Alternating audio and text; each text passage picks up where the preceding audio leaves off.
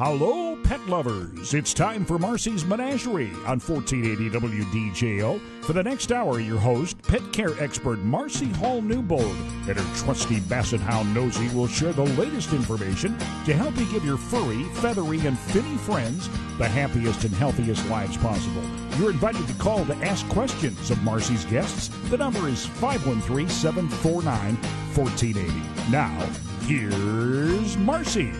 Continue on with my mural. Martha. With Martha. It started with the Smithsonian. They wanted to do a worldwide celebration of this fantastic and epic thing that happened in our own Cincinnati Zoo, where an entire species of birds disappeared in a matter of about 40 years, when there were millions and millions of them around. At any rate, I did this at their behest. My original painting was 6 feet by 3 feet, and then a lot of people heard about this and wanted to do something with me and that painting. And one was Artworks in Cincinnati. They called me and said, John, we have a wonderful wall downtown on Vine Street between 7th and 8th. Would you come down and take a peek at it? We'd like to reproduce your painting of Martha on that wall. And I said, I'd be delighted. I went down and viewed the wall, and it was very exciting. It was 3 stories high and 90 feet long. But I'm depicting not only Martha, but millions of her own kind in a great swirl, going from her, who's life-size on my painting, down to just dots behind some historic buildings in the Cincinnati Zoo. And you might remember the old bird run. And these were Japanese pagoda-like buildings. And they were the first buildings in the first zoo in the country. The Cincinnati Zoo was the first, but not the first chartered zoo. The Philadelphia Zoo was the first charter one. But at any rate, these buildings were designed by a wonderful architect named Charles McLaughlin, who did a lot of the historic buildings in downtown Cincinnati. Mm-hmm. So the painting was not only significant from an architectural standpoint, but from the millions of pigeons that flew around North America. This was a big thing in those days, and they were used for every known purpose, including eating. They must have been delicious, but there's no one living today that can testify to that. They'd probably say tastes like chicken. That's what they always say. Yeah. So, at any rate, they projected the image of my painting on the wall, and a wonderful art director named Tim Parsley, who worked with them, digitized this whole image up on that wall. And so it was like a giant paint-by-number situation. And wow. They had selected 14 young artists. I can't say enough for them. They were just terrific. And, of course, the people at Artworks were unbelievably nice and so talented. At any rate, we got started with this, and they wanted me to paint Martha. And I said, I'll do that. And they said, are you afraid of heights? And I said, no. But I didn't know when I got up on 3 stories on this scaffolding, which was only about a foot wide. And how old are you going to be on Wednesday? 89. And this was this past summer. That's right. I was 88 in the middle of this. And it was the hottest summer that we've had in I know it. eons. The temperature was well above 88 when I was up on that scaffold. And so I proceeded to paint it. And in the whole summer long, I was up there for 2 solid weeks. And I must tell you that they were so worried about me being up there. Everybody say, John, are you strapped in? Or how are you holding on? And I'm waving at people up there and having a big time. And so they assigned a beautiful young lady to be my companion up on the scaffold, and that wasn't all bad. Well, that's not hard to take. Yeah. And so she was at my beck and call. She'd get my brushes, my water, my paints, and ask me if I was okay 1,000 times, and she was just very sweet. And I remember I said, Emily, I got to get up. I can't take this heat anymore. I'm going to wait until a cooler day. And so I said, can I help you? We're both of us sitting down this scaffold with our legs hanging down. And I said, no, I'm okay. Real macho. So I threw one leg up on the scaffold, and I tried to throw my right leg up, and it wouldn't go. So, oh, no. And so I thought, and then she said, can I help you? And I said, oh, no. And I tried again. Then she put her hand down. She said, give me your hand. I said, okay. She pulled me up like I was on a spring. and I looked her in the eye, and I said, now I know the difference between 18 and 88. Well, there you go. Oh, we have a winner. Dan is the winner, and he said that, and we him on the line. And hello, hey, Dan. Did he? Oh, okay. You need to put your headphones on so you can hear him. Okay, Dan, golly. Hi, Mr. Hutzman. I'm Marsie. It's great to speak with you both. Hi. Hi. I believe it was Benjamin Franklin that suggested the turkey be our national. You got it. You're the winner. Aren't you a Sunday morning smarty pants? Well, Marcie, I got to confess that my wife and I were out at the woods today taking pictures of dogs. She's going to be on your show next weekend, and I was listening this morning. That's so right. I may not be qualified to win. You might have to pass it to somebody else. I don't know, but I'm glad to call in. No. You can definitely win.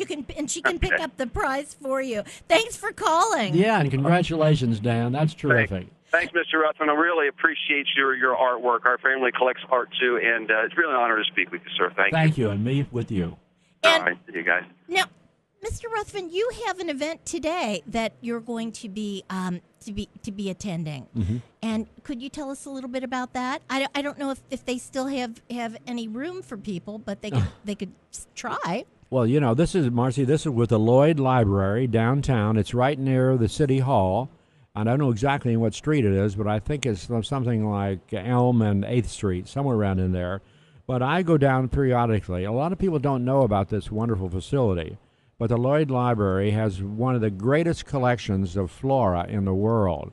And if you're an artist and you want to paint an unusual flower or plant, they've got photographs of it and also original paintings that were done back in the 1700s and before, and I've used them over the years. Well, I'm giving a little talk today about, you might say, I was just telling Marcie that you might call it M&Ms, from mushrooms to murals. And I'm going to describe some of the exciting things that I've done in my years as a wildlife painter. So I'm looking forward to being down there, and I see they're having a tea, and they're going to wish me happy birthday. So you might come and join me. Thank you very much. That sounds like a lot of fun. My husband and I are planning on being there. Oh, good. And I understand that you have an open house at your studio that's coming up next Sunday. That's right. On the 17th, we have an annual open house, and we're unveiling a new print. And the Cincinnati Zoo always brings out a critter, and that's always fun for the kids and everything. So we're looking forward to seeing you. It's in Georgetown at 203 East Grant Avenue, right in the middle of the town, a very historic town. And I'd love to see you out there. What time is it? It's from 12 to 5. And do you have a website that people can go to for more information? Yes, I do. And my website is info@ruthven.com. So it'll be a lot of fun. It's very historic. And the U.S. Grant Homestead, which has been newly restored by the state of Ohio, will be open for viewing as well. So you'll get art from both angles, history and bird art. That sounds like an excellent Sunday afternoon to me. Well, after our break, we're going to be back with David Kennard, who is the executive director for the League for Animal Welfare.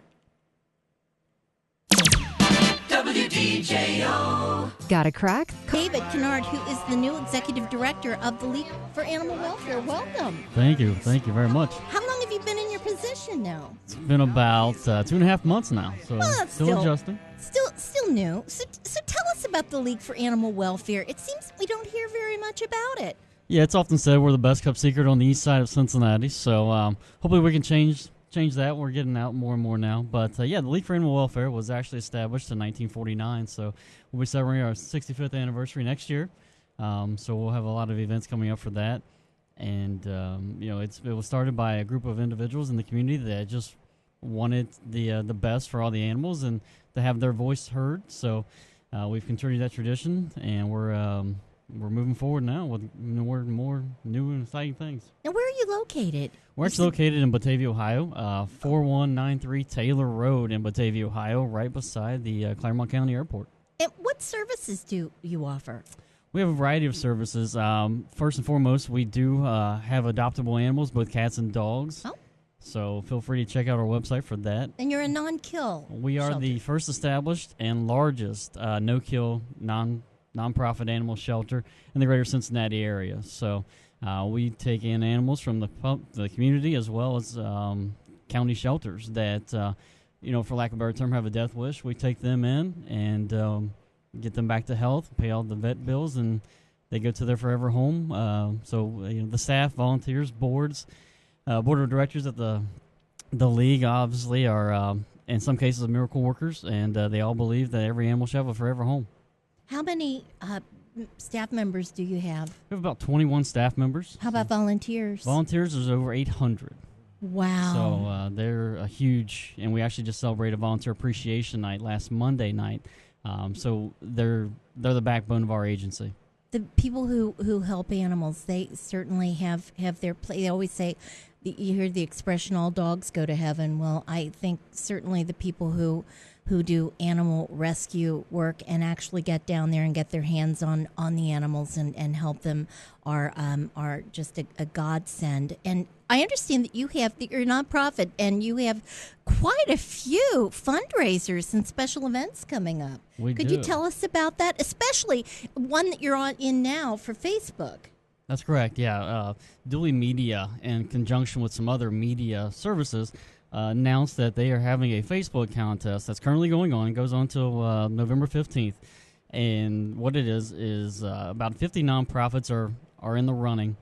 And it's for a $10,000 social media makeover. So part of that is a photo shoot. There's some photography within the videos, a website, hosting, some design, some training. There's some training, there's support. So how can people help you with this? You can either go to our Facebook page, which is at the League for Animal Welfare. There's a link that you can click off on, and it'll take you to the Dooley Media Facebook page.